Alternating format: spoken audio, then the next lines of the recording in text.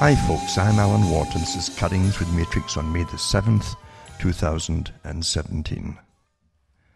It's rather amusing to those who've been watching the chem spraying of the skies for years and years and to read what passes as news. But really, see, we're at the bottom of the heap, so the catalogue get nonsense for news. We really do.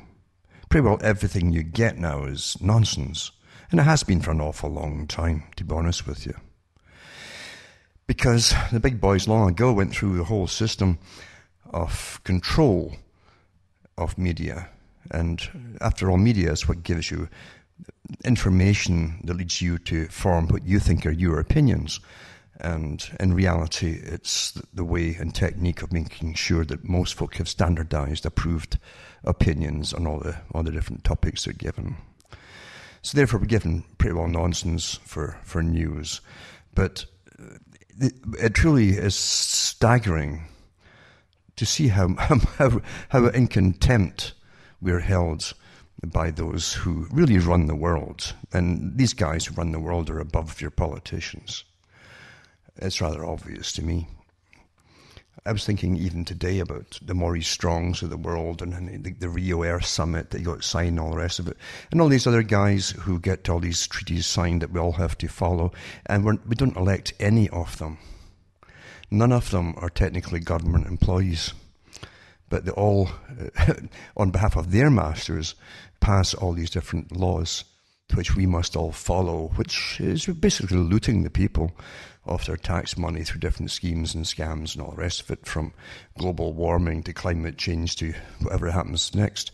It's just a way of controlling the general public and profiting from it at the same time. The big boys at the top always make sure that they profit mightily from all the changes they bring upon us and the changes which we must follow by law. They make sure it's by law. It's quite something really to watch it and understand it. But the chem spraying's gone on for 1998 continuously in Canada. And I've watched some amazing storms in the past get built up over it, and sometimes summers of nothing but rain here in Ontario. And this last month, they've been building up even more so than usual, because they're always doing it. And you watch these jets just almost fall into each other and cross each other, going across the sky, making this big mush of heavy chemical and barium and aluminum oxide, etc., which they spray. And I think they've added something else to the mix now too, which would fall in with Harvard's study, which said that they would eventually try to experiment with it. Not that they're doing it, but when they want to experiment with it, they'll try different substances to cool the earth. Well, they're way beyond all of that, as you well know.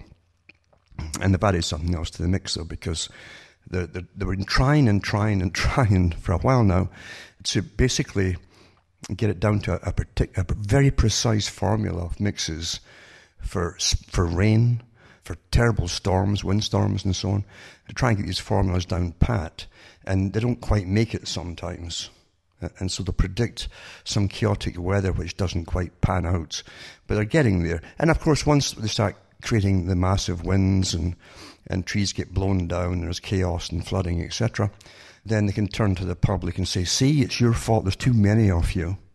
And see, that's really what's behind all this nonsense of climate change. It's the old story from the Club of Rome that there's too many of you.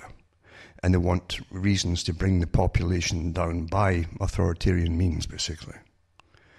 That was all discussed and published by the Club of Rome many years ago.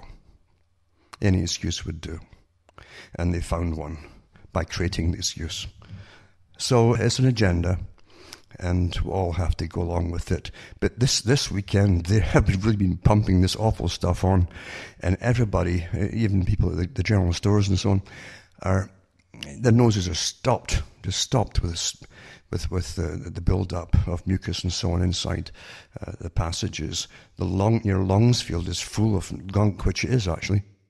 And it's a grey film of stuff on top of furniture. That's what I saw back in 1998 to about 2000 when they first experimented with this particular type of spray. And you found this grey kind of oozy stuff little fibrous stuff on top of everything. Well, that's back again, so I guess they've added it back to the mix. That'll probably be deadly, and they'll know exactly how many folk it'll probably kill, but that's all part of the agenda too. Numbers, we're irrelevant at the bottom. And I really mean that. I really mean that. We are truly irrelevant at the bottom.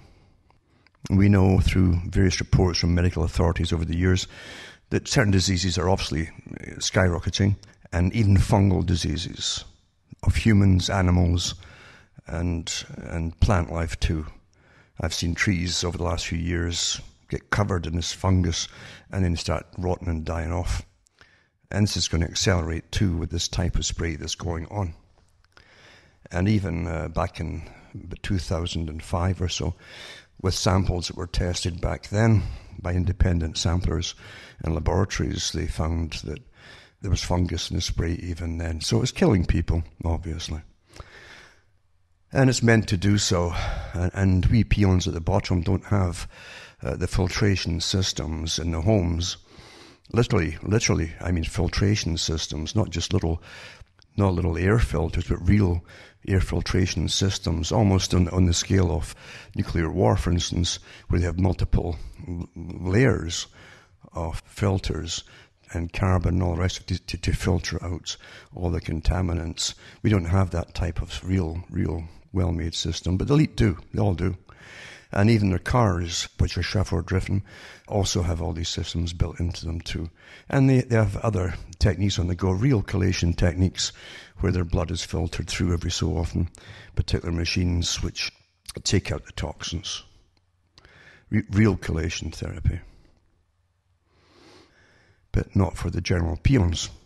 And that's the beauty of the elite system and the different levels they have, which they bring people in. I'm talking that they bring in the world managers at different levels to manage us. And if you're really good and you can keep your mouth shut, they'll give you little rewards, a little bit of longevity, a lot better medical care than we'll ever see at the bottom. And they also have you also get the really good food, the real good food, the food that is not exposed to the rain that comes down with all the chemtrails in it. The stuff they get, and I did talks on this years ago, is grown under domes in most countries. And Japan, there were big articles a few years ago, but Japan have them. The people wear the same kind of suits that they wear in big pharmacological companies as they're making all the medicines and so on. White clothing, masks and all the rest of it. No bugs get in, no outside bacteria, and the water is all heavily filtered and taken up straight up from very, very deep wells into these particular places. So these, and of course it's not GM and it's not laden with insecticides and pesticides and so on. So we truly are, on the surface level, getting killed off quietly and with many, many different diseases as a result of all of this, as we well know. But that's part of the agenda too. In fact, the Club of Rome pretty well say, but by the year 2050, they'll have vastly reduced the population of the world. And meanwhile, you have mass immigration going on and so on, but they don't see people at the bottom as having individual rights or even national rights. Everybody across the world at the bottom level is just one big mass to them. And so they don't really care about you because they don't see you as an actual equal creature. Now, over the years, I've read so many articles on there about tests that the United Nations does, or the globalists do, in different little areas within a country or little countries themselves, and even some islands. In fact, I think it was some Danish islands or whatever, or Norwegian, that were testing out the electric cars on a small scale years ago to test out how all the different problems and how the folk would react to problems and all the rest of it too. Same with the cashless society. In fact, Ontario had a couple of cities which they tested this on years ago too, to see how they could encourage the rest of the public to go cashless as well. And of course they give you all these little incentives and little point systems, and they can collect all your data as you buy things. They know what you're eating and what's wrong with you if you get a particular problem, medical problem you're buying and so on. They know everything about you that way too. But they give you little points, and that's good enough. You don't have to force folk to give away all their rights and freedoms and privacy and even dignity. Just offer them a few points, and believe you me, they'll get the card out, and that's it. The big boys get what they want. But getting back to the testing, Canada has been tested for different things. As I say, not just the cashless society, but before the big boys do anything on a grand scale, even nationally or globally, they've got to test it out and do studies, especially when it comes to poisons and things like that. So nothing is a surprise to them. That's why the geoengineers literally said, if they ever, and there are meetings, they've always had meetings every year, a few meetings actually every year, and they always say, if we ever begin to spray tongue-in-cheek, because they all know darn well they're doing it, then they've got it right down to a fine art, how many folk will probably be killed off with it, what type of medical problems that people will have, or what they're called predisposed to have. They'll come down first and die, they're very young, very old, etc., etc. And that's all accepted. To save the world, which is nonsense, they all know that too, it's a big lie, but the scientists don't care because they get awfully well paid for going along with lies. That's a sad thing about human nature, but you can get folk to lie about anything if you pay them enough. So Canada was tested over the years, with other countries too, by the way, to see what aluminum oxide would do to the human body, and what a great con that was. Always done under a good cause. It's a good cause, to test these people. Well, I'm going to read a few articles here, going back a little ways, actually, about this particular testing, and the reason they gave for it at the time, which, of course, really had nothing to do with what they're telling the poor people who were the victims of it all. And they used miners in Canada, and other countries too. Western Australia and various other places. Here's an article going back to 1990. Digging for Alzheimer's data in Canadian mine. Aluminum has now been linked inconclusively to the brain disease. Now, they knew darn well, even by then, what it was doing, because they were already testing out from the 70s. It says, now miners who are forced to breathe heavy doses of the metal's dust for years are being tested. And it says in 1982, neuropathologist in New York made an intriguing discovery. Not only did aluminum show up in the brains of Alzheimer's disease victims, it was also present in precisely those tangled brain cells that characterize the disease.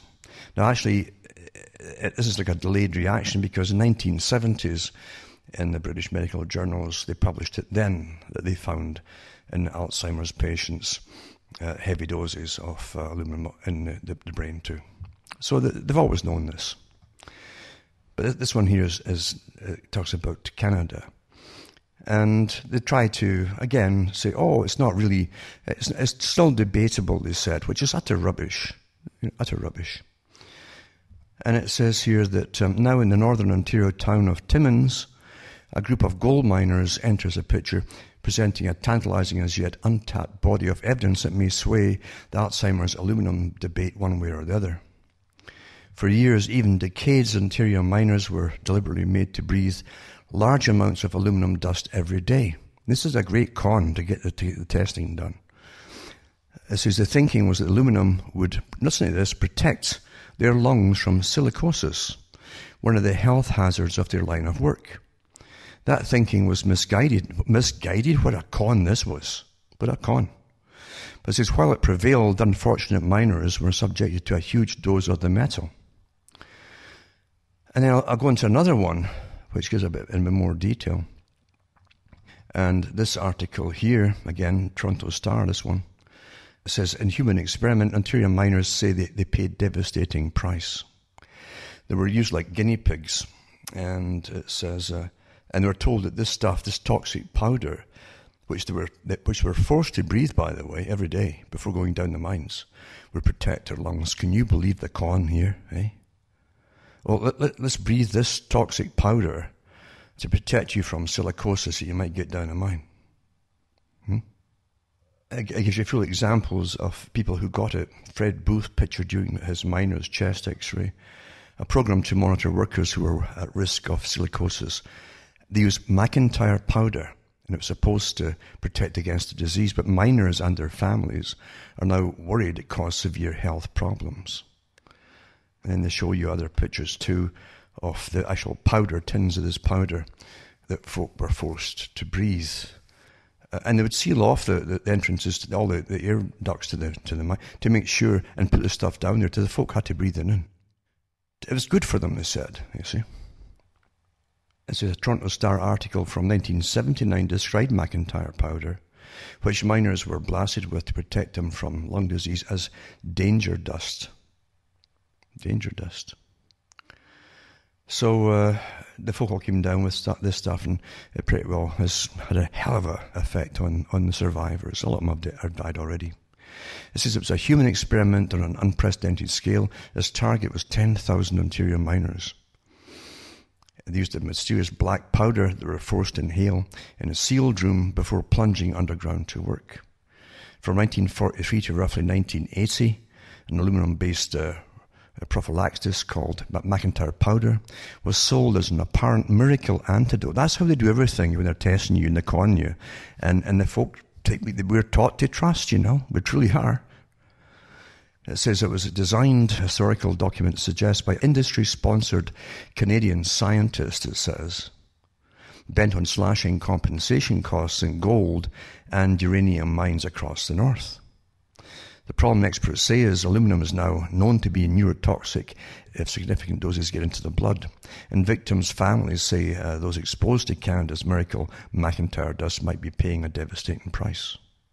This is Janice Martel, has pulled together hundreds of pages of research on the experiment after her minor father, Jim Hobbs, was diagnosed with Parkinson's disease in 2001. Small pieces of him get taken away every day. It's hard to watch, she says. She works as a counsellor in Elliott Lake, and she says she feels so helpless.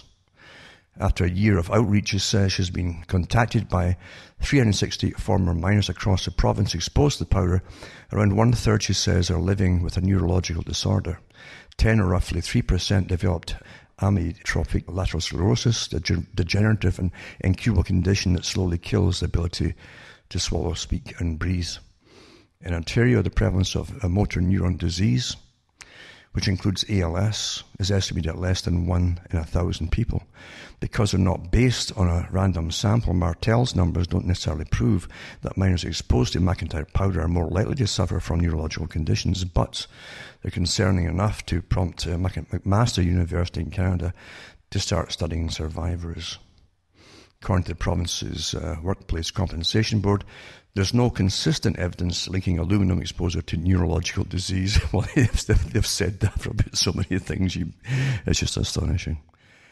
This one goes on and on and on. But anyway, this was around 2007 when Dr. Christopher Exley, an expert on the toxic effects of aluminum and a professor at Keele University in the United Kingdom, heard a knock on his door. Outside stood an elderly man clutching a small canister. As a young worker, he was blasted with its contents as part of a trial conducted in England's southwestern tin mines. So they tried it in different countries to make sure that and do testing, and then they come out with their findings, and they know darn well what all the spraying is now going to do to so many folk. Outside stood an elderly man clutching a container and so on. The faded yellow tin of McIntyre powder still sits on Exley's shelf, and it reads, Made in Canada. According to Martel's extensive research based on records at the Archives of Ontario, the product was developed in the 1940s by the McIntyre Research Foundation, which ceased operations in 1992. The group's founding directors include staff doctors, naturally, and executives from now abandoned McIntyre Porcupine Mines in Timmins. The result was an aluminum powder which, when tested first on guinea pigs and rabbits, then on humans, was believed to dramatically reduce the likelihood of developing silicosis, a fibrosis of the lungs caused by the high content of carcinogenic silica in gold and uranium mines. A 1942 letter from a doctor researching silicosis in Timmins to the McIntyre mines warns of the grave potential liability of the disease and said aluminum gives promise of saving the industry large sums of money than otherwise would be expended in compensation. In 1979, the Star, the Toronto Star profile miners being dosed with danger dust. By that time, 190 million individual powder treatments had reportedly been administered And researchers from South Africa, Sweden and the UK had raised alarm. The article quoted the McIntyre Research Foundation as saying the powder's beneficial qualities, as proven by animal experimentation, were now universally accepted. It says what would really have helped the miners, it says, is proper ventilation and dust control. But that would have cost more money. But anyway, as I say, there's nothing that they don't know is going to be caused by all the spraying. They know it darn well. They did in Australia too, as I've mentioned. In fact, last week in one of the Sudbury newspapers, they had a story there about it too. The effect of this McIntyre powder, which is aluminum oxide, is absolutely devastating in all of its different symptoms. And we're all breathing this stuff in now, and along with barium and various other things now as well. So it's really, really drastic. And they want to add sulfur compounds to the air now as well. And probably are doing it, actually. And then there's this article here. It says the McIntyre Powder Project is a voluntary registry to document health issues, particularly neurological, in miners or other workers who are exposed to McIntyre powder aluminum dust in their workplace. The aim of the project is to provide a centralized place to gather information on the types of health issues found in workers who are exposed to McIntyre powder aluminum dust, for the purposes of establishing the need for further research into the long-term health impacts of aluminum dust exposure, and to seek compensation for those who suffered health issues, etc., etc. And eventually they want to get legislative changes to improve workplace safety, etc., etc. And then they go on about when miners are affected, they're from 1943 to approximately 1979 to 1980. And miners are employed primarily in gold and uranium mines, but other mines too, and some base metal and radium mines in Canada, Ontario, Quebec, British Columbia, Manitoba, Saskatchewan, and Northwest Territories. The United States, Belgium, Congo, Western Australia, and Mexico were required to breathe. They're required, by the way, to get, or they wouldn't let you down on your shift. To breathe the McIntyre powder aluminum dust prior to each shift, miners would undergo a mass treatment wherein canisters of McIntyre powder aluminum dust would be dispensed via compressed air system into the mine dries or specially constructed chambers. All ventilation would be stopped during the aluminum dust dispersal. Miners were instructed to inhale the black fog of respirable aluminum dust deeply to protect themselves against silicosis. They can make ordinary, decent people do anything, eh? They really can, eh? It says the practice was mandatory and was given without medical supervision and in the absence of the prior informed consent of the miners. Tens of thousands of miners would have been exposed to McIntyre powder aluminum dust during the 36 years that the program ran. Others affected during the lifespan of the McIntyre powder aluminum prophylaxis program. McIntyre powder aluminum dust was also used to, again, quotation marks, treat the employees of several non-mining industries in the US and a few such industries in Canada. These industries included pottery manufacturers, foundries, silica brick manufacturers, and refractories. Unlike the mass treatment method of aluminum dust dispersal used for miners, the employees of these non-mining industries were given individualized McIntyre powder aluminum dust inhalation treatments. During these individualized treatment sessions, the employee would inhale McIntyre powder aluminum dust through a mouthpiece hose apparatus attached to a ball mill that ground aluminum into very fine respirable aluminum dust. Isn't that wonderful? Experts know best, you know. We keep getting told that nonsense, don't we? By our owners, because that's how they see us at the top, the very top, that we're just owned. Really, that is the truth, folks. And then another one, effect of exposure of miners to aluminum powder, and that's from PubMed. And they go through how it was supposed to be used and so on, and what it's supposed to have been used for, and what it actually did. It says the findings are consistent with the putative neurotoxicity of chronic aluminum exposure. So it's all well known now what it does to people. There's no debate about it, but we're getting sprayed with it to save the world from, getting warm or whatever, Nonsense, in other words, is there's so many reasons for the so-called taxation and new laws concerning how you live, because you're breathing out CO2, and you might warm the planet, and so on and so on. But meanwhile, you've got weather control going on above you all the time. And they've even admitted, if they were to start spraying, the Geoengineering Association say, if they had to stop spraying, it would cause massive turbulence in the weather, even tornadoes and massive winds and stuff, as it try to normalize itself. Meanwhile, it's the same results you get when they start doing it. They already cause these things. So either way, they're doing it, and if they were to stop doing it, but apparently what they're claiming would be even worse. What a great con that is too, isn't it? We can't stop spraying you now because there'd be devastating consequences as the way I try to write it. So die in the meantime of aluminum poisoning and other things as well, or fungus or whatever. Anyway, this is the world we live in, and we're constantly fed nonsense and lies.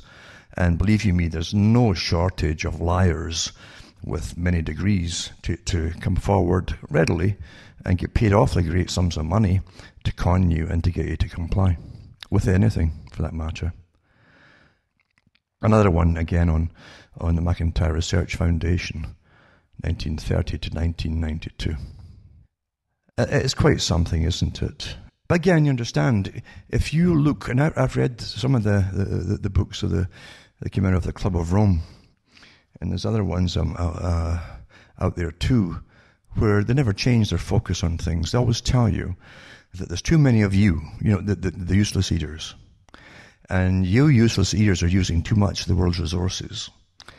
And they came up with the idea of blaming the weather because of us. We're causing the weather to change. That's what they claimed. They tried to get away. They even said it. They were given the task, this think tank was given the task of finding a reason to control the people, more and more control over your lives, and literally to an authoritarian type of system, how to manage your lives, and even bring your population down. And they said, looked at all the different things they could possibly blame and use to terrify the public. Then they settled on possible weather disturbances, famine, and drought and the like, caused by man. They said, well, it would be caused by man, that's what they would blame for it. That would fit the bill. And they haven't changed since. And they're working on behalf of the real global elite who run the world. And they do run the world. Your little nation areas are really just little regions. And the top people have run the world for an awful long time. And they run it because they own all the money system across the planet too. And they get any new nation involved in borrowing from them, the World Bank and the IMF, and they manage them too. And plus it's easy too to pay off leaders and buy them over. Great system. The big organizations that truly worked as front groups for the globalists, international groups, always talked about the same problem that they'd have to overcome. The main problem was the family unit, how to destroy it. Had to destroy that because it gave you a strong culture. And when you had a common system, a culture in a country, you were pretty well invincible. You stand up together when people try to change that culture. So you had to disrupt it and gradually alter a bit here and a bit there and cause divisiveness inside the culture. And eventually eliminate the family unit. And the greatest technique that they used eventually was simply to create a culture of mass promiscuity, where you'd have lots of partners, but you wouldn't bond with any of them. And any fallout from actually the sexual relations, any fallout could be treated, hopefully, they thought, like the sexually transmitted diseases by the medical system. And also they could simply abort the children. And then so that to make you also accept the fact that life wasn't so precious after all. And once that happened, they could then turn to the elderly. Because the world, you see, for the globalists at the top, has to be run efficiently. And it's all cost, everything's cost. And anything that takes cost away from their massive profit. Because the world's a business. Your nation is a business for those who own it. The globalists who own it all want massive profit. And when your time is over, you're no longer productive, they want you to just to die right away, hopefully. And in fact, they wish they could just switch you off. And you wouldn't collect a pension, you would just die. And then you're gone. If you're paid insurance, then you get cremated or buried or whatever. And that's it. You've done your duty. And you've been a good citizen. So the reality is, once you start abortion, you cheapen life. And I think it was Julian Huxley, who was the brother of Aldous Huxley, who gave a speech at the UNESCO about that they'd have to knock humans off the pedestal of a supreme being on the planet and bring them right down. And unfortunately, we've been brought down to what the Frankfurt School said, to the gutter, basically. And that's where they want us to be. Once you're at that level, you don't really care, and you feel nothing for your fellow man. You know, I'm all right, Jack, so I don't care about you. Then anything can be done to people, and that's where they're taking it bit by bit. And this article falls right into this category. Abortion is opening the floodgate for euthanizing the mentally ill. Now, where have you heard that before? Though gone from the face of earth for some 51 years, the ghost of Margaret Sanger still haunts the vulnerable, young and old, from the grave. Widely regarded as founder of the modern-day birth control movement, Sanger and Hillary Clinton remain the sacrosanct champions of baby parts for sale merchants' Planned Parenthood. Clinton openly denies any rights for the unborn. The American electorate truly denies her the rights to the presidency, surely in delivery of Poetic Justice 101. And a little bit from Margaret Sanger again. More children from the fit and less from the unfit. That is the chief aim of birth control. That's what Sanger believed. She was all for the top. Understand something, people. Hope you understand. Most folk never get it, because they're early indoctrination through the school system, where they're taught all this stuff. But true socialism is scientific dictatorship and management of the public.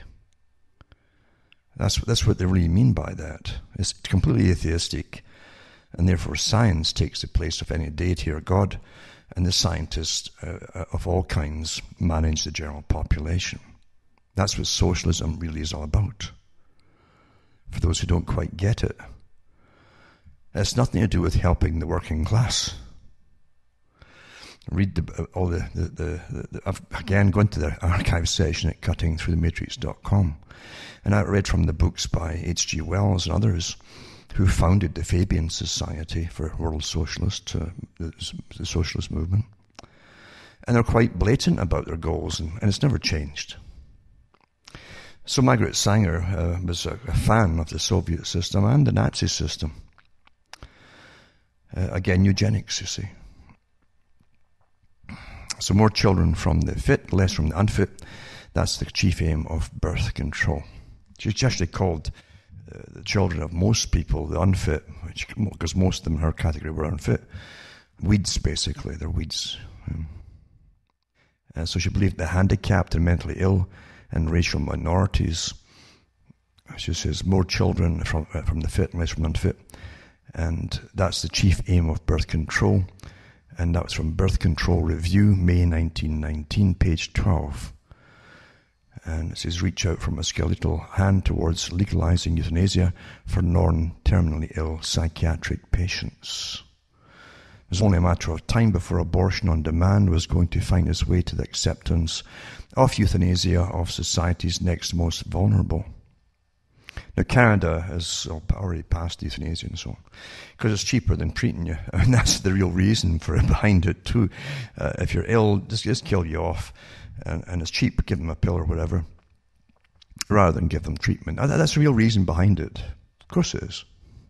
Not to help someone in incredible pain and all the rest of it. No one need be in incredible pain with the various medications that are out there.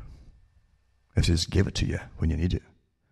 But anyway, it says that the practice of snuffing the lives of physically healthy psychiatric patients got a green light from the Catholic community only makes it all the more outrageous.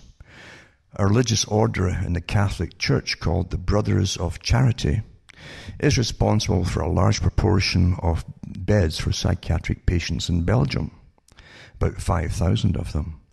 The international head of the order, Brother René Stockman, is a Belgian who has been one of the leading opponents of euthanasia in recent years. Says, nonetheless, in a surprise move this week, the board controlling the institutions of the Brothers of Charity announced that from now on, it will allow euthanasia to take place in their psychiatric hospitals. In a statement posted on the website, the Brothers of Charity explained the policy shift, saying, "We take seriously unbearable and hopeless suffering and patients' requests for euthanasia. On the other hand, we do want to protect lives and ensure that euthanasia is performed only if there is no more possibility to provide a reasonable perspective to treat the patient." So you got to understand too, and I read the articles a few years back when they first introduced euthanasia in Holland, for instance. And sure enough, it soon you soon got the horror stories coming out of Holland, where the little van that would visit people's homes were down for euthanasia began to kill people off like a nun who certainly did not agree to be snuffed out, and they said it was a mistake. So that kind of thing happens, and it's just tough luck, isn't it? That's what you get once you open Pandora's box to slaughter. And again, how can you possibly condemn what the Nazis did? For racial hygiene and all the rest of it. And they began to kill off those in the hospitals too. Those who were subnormal by par, could be happy enough and maybe decent and pleasant enough, but kill them off. And here we are doing the same kind of things. And that's what happens once you open Pandora's box to slaughter, to really authorized slaughter. That's what it is, isn't it? Of course it is. Let's not get pretty words about things. Say things for what they are. And it says euthanasia for psychiatric patients had already happened dozens of times in Belgium, but from now on it will probably be easier for people suffering from schizophrenia, personality disorders, depression, autism, or loneliness to access it. And in fact, it will be hard to find an institution in Belgium where euthanasia is not being offered as an option. The hype intrinsic in the words of the Brothers of Charity are completely at odds with their approval of odious actions. So there you go. I mean, that's one of it there. And then you've got assisted suicide for the mentally ill. Canada weighs what some European nations already allow. See, once you start it, they always immediately get into their papers in your countries, because they always give it a trial balloon somewhere. And then, of course, they immediately copy it, because that's the world agenda under the United Nations and all the rest of them too. Canadian legislators may soon pass a law extending the right to physician assistance in dying, also known as physician-assisted suicide. Or let's call it physician-assisted killing. And it says here, to the mentally ill. The prospect of such a move, which would bring Canada's policies somewhat into line with Dutch and Belgian policies, stems from a 2015 decision by the nation's highest court that mentally competent Canadian adults suffering intolerably and enduringly from a physical ailment have the right to a doctor's help in dying. Since that decision, Canadian lawmakers have been working to revise their statutes so they can conform to the High Court's ruling. Lawyers are awfully good at that, aren't they? They make everything sound wonderful. Well, it's a law, we can kill you. And away they go with it. And this article, he goes on to say, the debate gained attention because, no, they always use at least one or two examples. They should change it for everybody because of one or two examples. Always the same thing. Well, prominent blogger Adam Meyer Clayton, 27 years old. He suffered from severe mental illness and argued for including those like himself who tried numerous medications and treatments and therapies that did not relieve his torment in the classes of people covered by assisted suicide laws. Shanaz Gokul, head of Dying with Dignity Canada, praised Meyer Clayton in a recent article in the Globe and Mail newspaper. And this Shanaz Gokul is one of these advocates that's into all kinds of advocating for how we should live or die, and various other things as well. And then you get this one here, focus on life, not suicide, a Christian Medical and Dental Society warns. Deacon Larry Worthen Executive Director of the Christian Medical and Dental Society of Canada, worries that the Care Coordination Service will be too focused on the assisted suicide option, which allows patients to self-refer for assisted suicide or allow their families and friends to refer if they can't find a doctor willing to refer for an assessment. So they're going to make killing folk easier because relatives want to. That's going to open another Pandora's box, isn't it? And so on. While the Ministry of Health is pouring energy and resources into ensuring everyone who wants a medically assisted death can be quickly assessed and matched with a willing doctor, patients who want to die in a hospice, at home or in palliative care, or in a hospital may discover their preferred option either isn't available or only available through a waiting list, Worthern said. There will be funding for alternative options for people who are in need, so they can make a real choice between ending their lives prematurely and carrying on, said Worthern. The CMDS is suing the College of Physicians and Surgeons of Ontario to overturn a college policy which would force objecting doctors to make an effective referral for medical assistance in dying. They're going to force the doctors to do it, just like they did with referring patients for abortion, and how to do it and where to go. That's the same technique. Same technique. You always get in a socialist society where the government is involved in whatever, including medical care and so on. You end up having them boss everybody around until the doctors themselves become like awfully high-paid bureaucrats, really. And it becomes easy to. This is going to be the rigor, really, for most patients as they try to cut the cost of healthcare. And again, they'll even have, I guarantee you, they'll always give you little plays, little depressing plays by your national TV, government-run state system. And they'll put in little plays there about, little George is getting awfully sick and should we just kill him or not? And the agony the parents, the relatives go through, etc. And as they get you all geared up, do the right thing, George, and kill yourself. And this is how they've done it in other countries. They always do it through fiction, an awful lot of fiction, and get you ready to just accept this when it's your turn. Yeah, don't get treatment, because even when treatment could be available, they don't want to spend it on you. I've done the articles before over the years where your health system has you, everyone's marked down according to a point system of your worth in society. And when you go into a hospital, you're immediately, for a problem, you're immediately categorized in your category. And then they put you on pathways. Now you're onto the death pathway. So they're going to just withhold various treatments that you could get if they would just give it to you and have you die instead. It's cheaper that way. Everything comes down to cost.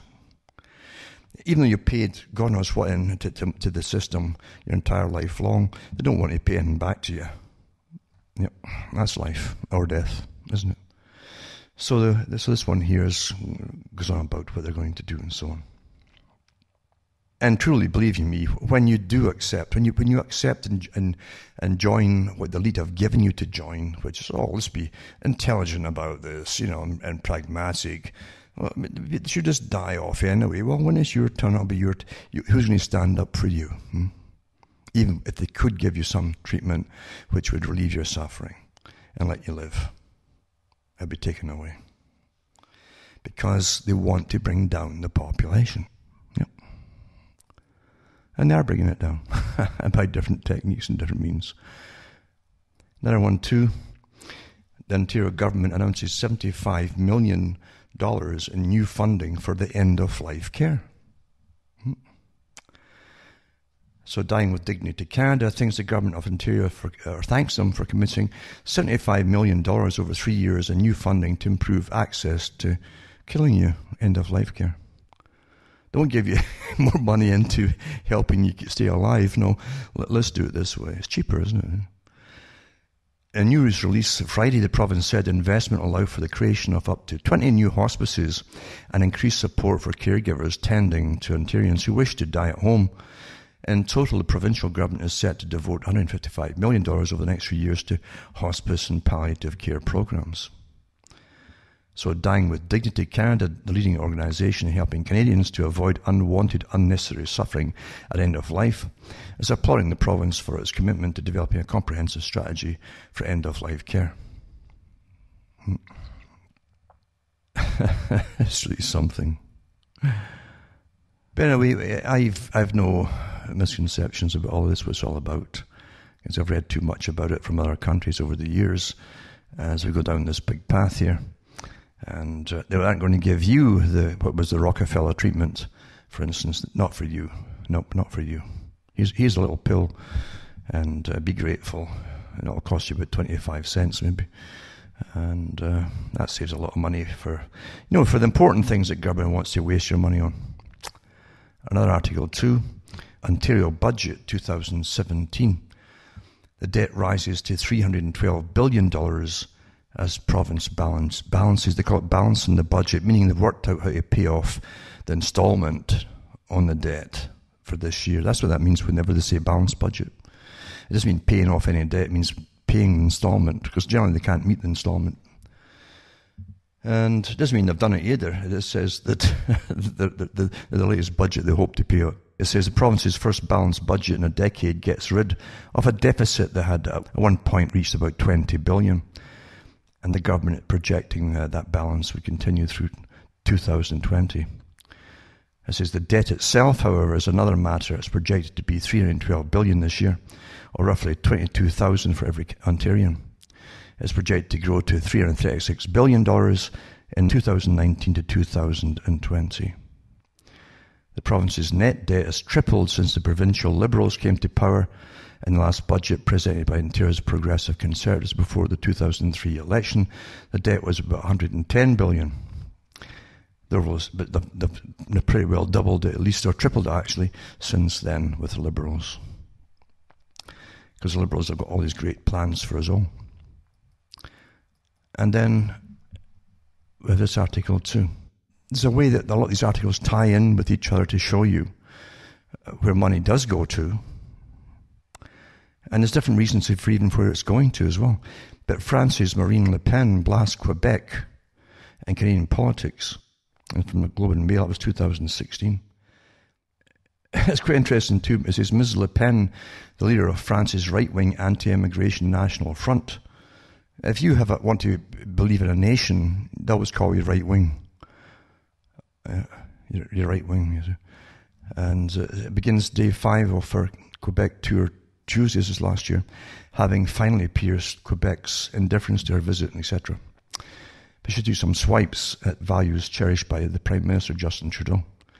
The taglines were clear and often repeated in a series of interviews from Radio Canada to private talk radio and even a couple of top 40 music stations. Globalization and immigration are driving down wages, creating a new type of slavery. Multiculturalism is slow death for the host culture. Diverse cities such as Toronto are doomed to crumble into ghettos. And French in Quebec is in decline. Welcoming a small stream of 25,000 Syrian refugees is folly that would inevitably lead to a flood. Now, that was then, but you find out that what was the actual number of refugees that made to Canada in 2016? Well, they're now telling you that it's the highest since 1980, and the resettlement of 46,700 refugees in 2016 marks a tremendous achievement and a record for Canada since 1978, when the Immigration Act came into effect. And they're very delighted, etc., for resettlement, etc., etc., etc. But remember, so many of these folk come in and they need to be housed, paid some kind of income to keep them afloat, etc., and so they can survive, and they maybe even train too, and so on. That's a lot of people in a country that literally is a service economy now, and is hardly even taking over. There's terribly bad news on the horizon to do with more bank closures coming up, etc. Right now, it's current stuff. And here's the Liberals spending more, and this is their policy, by the way. They've actually said that, to borrow more and spend more, as opposed to try to cut back and save a little bit. So and again, I'm sure this is all part of why they want you to start killing us off now too. You're sick? Okay, here's a little pill for you. It's only 25 cents. Do the right thing. Go on, do the right thing. Yeah, etc., etc. And then another one is called Inside the 2017 Ontario Budget. And it gives you an idea of where some of the money is really going. Is quite something again. As they actually socialize more of the system and the medical system, this is what they want to do. Even with they've tripled the debt for Ontario alone, right? It says that they're going to give a full coverage of the cost of prescription medications for all individuals aged 24 years and under. And it's due to roll out January the 1st, 2018. The free pharmacare program is projected to cost $465 million per year. Well, you know, it'll be double or triple that, because they always do that when they project anything. But this is from a government in Ontario that's already tripled what they owe, this massive debt. It says this figure was not found in the official budget document. It was iterated to members of the press attending the 2017 Ontario budget media lockup. So there you go. It says the Ontario Liberal Party claims this program is for the first part of its kind in Canada, and it will ensure that young adults have access to universal drug coverage, and parents never have to choose between paying for their children's prescription drugs and providing other essentials. And then they go post-secondary education and jobs growth. Well, it's always the same old stuff. Retrain them for things where there's no work for them to go into once they train them. But here's one here too. Housing and basic income. This is a trial balloon, and also it's a test for the rest of the world. Because I mentioned it last week, in fact. They're going to start just paying folk to stay at home in a post-industrial society where basically everything that's made will be done by robots in the factories. And again, until they start bringing down the population fast, they want you to stay at home basically and just play yourself until you die. And maybe they'll give you a pill when you get depressed. It says job insecurity in the form of non-standard employment and part-time work has led the Ontario government to implement measures intended to stabilise incomes. In the budget, the Liberals detailed their plans for a basic income pilot, which was first announced in 2016. Basic income will become available for voluntary participants in Hamilton, the city of Hamilton, and Thunder Bay and Lindsay. This is the test bed for it. People earning below a specified amount per year will receive payments from the government for basic needs such as housing and food, says the budget. The document does not detail what specific or specified amounts will be required to receive basic income. This measure has garnered international attention as governments around the world watch for its success. Why would it be successful if we're all paying for it? It's going to add more and more money to the debt until we all collapse. The province is also looking to expand rent control to all private rental units and will be introducing legislation in the form of Rental Fairness Act, etc., etc. Then it shows you other things where the money is going to go. Some of the big so-called philanthropists, these special folks apparently that should run our lives because they keep interfering with the governments, who are only too happy to take advice from these philanthropists and the big foundations. But they've already said that they want a big chunk of the population to be on permanent unemployment, basically, benefits with this wage. So this is what they're really testing out here as part of that. And then we go on to this one here, and it's to do with the impact of the Iran nuclear agreement. Is quite kind of comical in a way. From the CFR, they tell you some things about the comprehensive plan of action, etc., and how it works with Iran, and what Iran's basically complied with everything that's been demanded of them regarding the nuclear system that they've been working on. But that really doesn't actually make any difference anyway, because there's other countries that want rid of them, and so on. Then another one here says Trump must learn the art of the Iran deal here. It's got some articles about that there. And then I've got a few articles from Activist Post. Boris Johnson says it would be hard to say no to war in Syria if the US asks them to. This is for Britain. And then we have this one here. New developments suggest potential false flag coming in Syria. And they talk about how they work the false flags and who the white helmets actually are. And they are part of a very well-organized system of propaganda, as you will find. And then This one says photos from Syria show white helmets and Nusra-Al-Qaeda are the same organisation. But it's a propaganda arm. And it's well run too. We know that organisation's involved in it too. And then we have Mattis in talks to keep several thousand US troops in Iraq after ISIS. How? I mean, I guess this is all borrowed money too that the US has to pay for all these wars and all the rest of it too. And then you have McMaster plan to extend the Afghanistan long war. It says it's bound to fail. And then you have the Foreign Secretary is leading Britain down a very dangerous path. And of course, the gossip stuff. The bribe cases, as Jared Kushner and his partner, and potential conflicts of interest, etc. And then another one too. Donald Trump's son-in-law and advisor Jared Kushner failed to disclose millions in loans from Wall Street and who they all are, who the different ones are. George Soros is one of his partners, Peter Thiel, and Goldman Sachs, and that Kushner also owes $1 billion in loans, etc. But why let that stop you, eh? And it goes on and on and on. But again, you know, those who work for the real globalists are above them. And there are folk, I mean, that's who presidents and prime ministers and these kind of people are. There's a globalist above them. There's even higher masters. But at this level, up to that level, you're allowed to help you fulfill your bank accounts to overflowing. And that's actually accepted by the globalists. Why not? Since the globalists work in multi-trillions and not even in billions for themselves. So there's good rewards in politics for those who will do what they're told and help to con the public. That's how it really works, isn't it? And I hate to say it, that's the time gone in already. It's vanished.